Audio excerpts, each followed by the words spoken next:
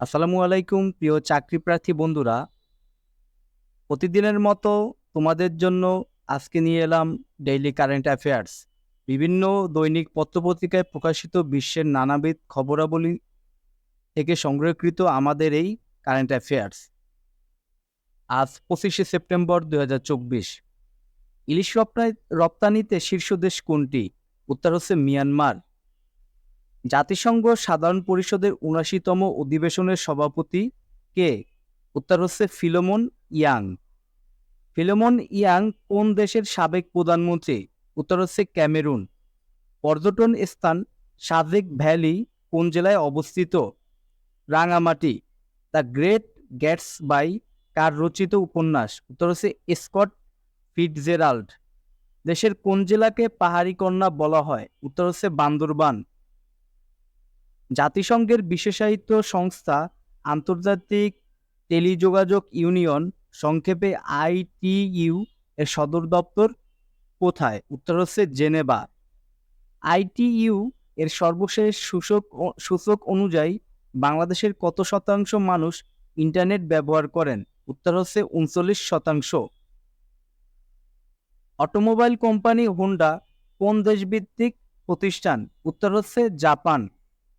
সম্প্রতি কোন দেশের সুপ্রিম কোর্ট চাইল্ড পর্নোগ্রাফি দেখাকে শাস্তিযোগ্য অপরাধ হিসেবে স্বীকৃতি দিয়েছে? উত্তর হচ্ছে ভারত। সম্প্রতি বাংলাদেশের কোন রাজনৈতিক দল তাদের সকল কমিটি বিলুপ্ত ঘোষণা করেছে? উত্তর হচ্ছে বিকল্প ধারা বাংলাদেশ। পাকিস্তানি গোয়েন্দা সংস্থা আইএসআই এর নতুন গোয়েন্দা প্রধানের নাম কি?